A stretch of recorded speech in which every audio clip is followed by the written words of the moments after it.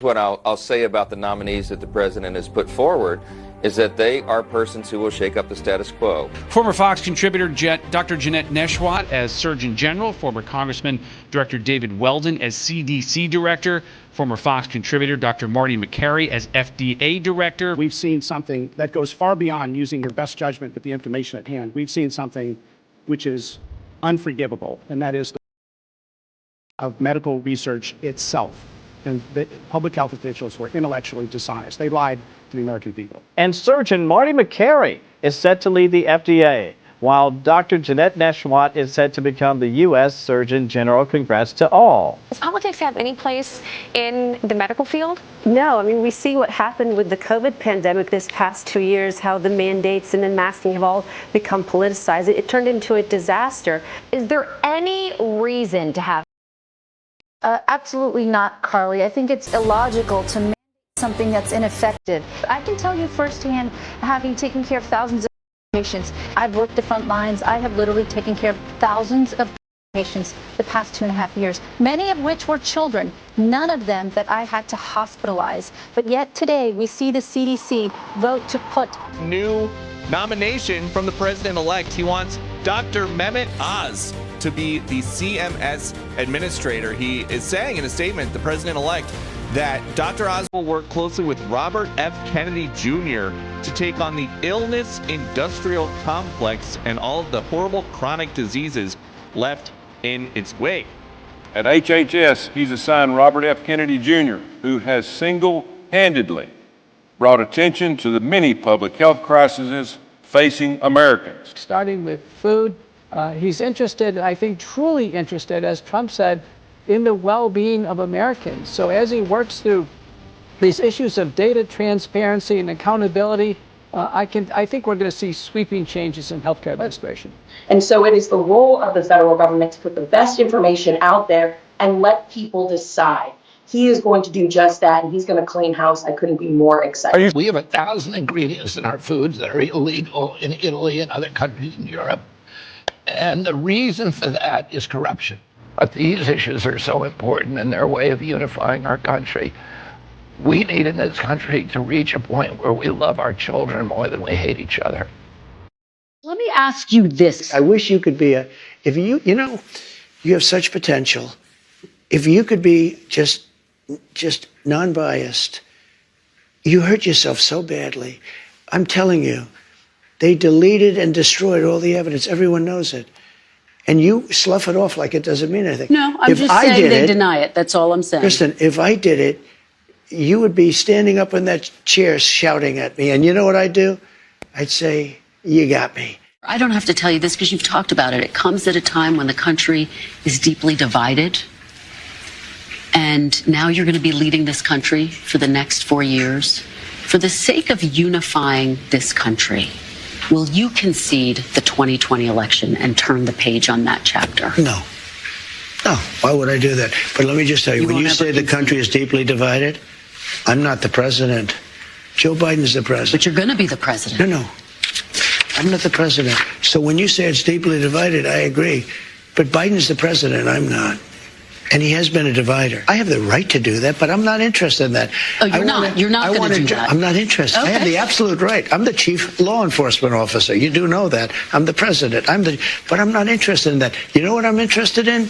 Drilling and getting prices down and stopping people from pouring into our border that come from prisons and mental institutions. Meanwhile, 12 minutes after the hour, Donald Trump sat down and chose Meet the Press for his first interview.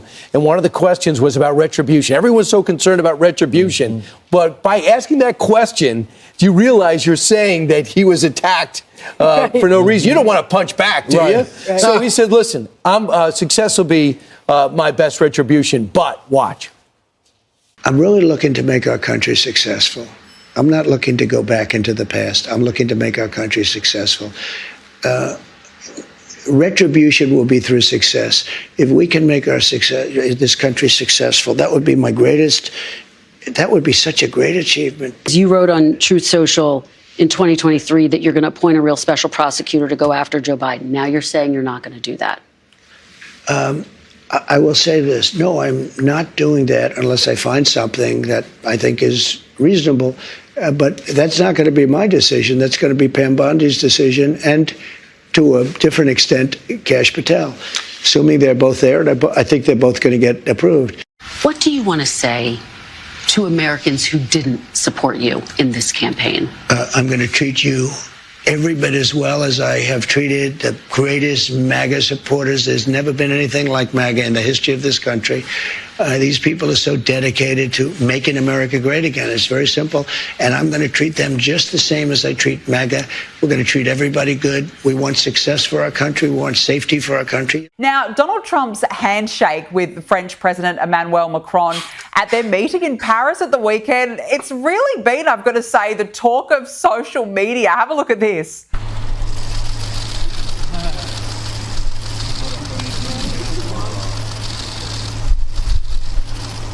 That's one firm grip, but I'm going to say it reminded us of this handshake with Vladimir Putin back in 2019.